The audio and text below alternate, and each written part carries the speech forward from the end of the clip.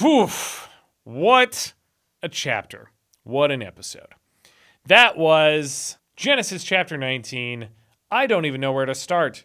If you thought the biggest story of Genesis chapter 19 was Sodom and Gomorrah, you're technically correct. But immediately after, Lot, the guy who escapes from Sodom and Gomorrah, he loses his wife, escapes with his daughters. His wife's with him, and God says, don't look back at the destruction of Sodom and Gomorrah. He's raining down sulfur. That's what, like sulfur, fire, brimstone. It's basically the threat that a lot of parents use to their children. Like, if you don't believe in Jesus, you go to hell and the eternal suffering, sulfur and fire. That's actually happening here with Sodom and Gomorrah. And his wife looks back and turns into a pillar of salt because God said, don't look back, which, as I say in the long form version of this video on YouTube, watch it there if you're watching on other platforms. I'm going to upload it to a lot of different platforms so that it gets better reach, and people discover it. But I know pretty much for a fact that at the time of this video, YouTube has the best payouts. So if you want to help me make money, just watch it on YouTube. Just do that instead. Just let it run. If you have YouTube Premium, you're like, oh, I want to listen to the audio version. Just pull it up on YouTube Premium. Yeah, it's going to suck up some of your data, but I gotta want to make a living off this. But like I said in the long form version of the video, he turns his wife into a pillar of salt, which I think is really messed up, just ethically or morally. And specifically, I think it is, I think we have, as humans, higher morals than that. There's a very common point or narrative that people run that's like, well, God is infallible. It's a common word. He's immune, for lack of a better word. I don't know. It's strangely appropriate. We'll stick with infallible. I won't go for anything else. He can't do any wrong, is what that means, if anyone doesn't know what that means. But it's like, don't question the ways of God, don't question his decisions. But I'm questioning this. I mean, you should question this. The fact that he murders a woman because she turns around and looks at the destruction of a city, I think that's bad judgment. I think we have a better moral assessment and ethics like that on our own now than God is having in this story.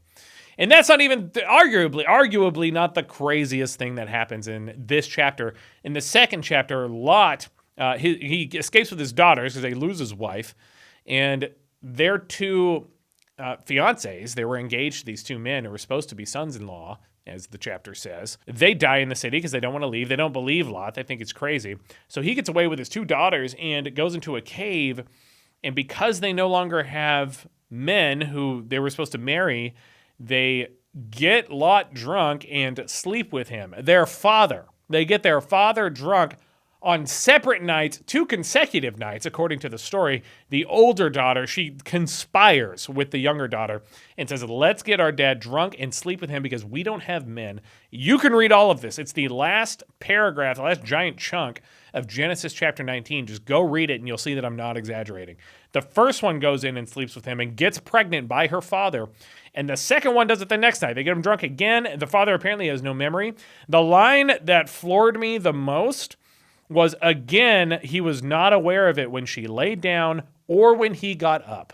The younger daughter goes in, also sleeps with her dad. He's not aware of it when she laid down, just because it's a weird detail to put into the story. It's just strange to add that line there. I don't like it. None of you should like it. And that was, I guess, not God's fault. That's just a weird thing to do. That's a weird thing it doesn't say if they're followers of God. I guess Lot was, but maybe we can't extend that to the daughters. It's like, what's going on here? And this could be required reading in our schools soon, or is in some places. I don't know. But guess what? If it's like the area that I grew up in, it's not really required reading. They don't talk about that kind of stuff. You talk about all the selective good that you want to and ignore the really weird stuff that's in here. It's very weird. Defend it if you want in the comments. I mean, I will read them on all the platforms I'm planning to upload this to. But I don't know. Tell me what you think. I think it's weird, and I think it's messed up. And I don't think you should be turning people into pillars of salt because they looked, or because let's be more explicit, because they did something you told them not to do. It's a bad decision. And I'm standing by that. But you can try to convince me otherwise. See you for the next one.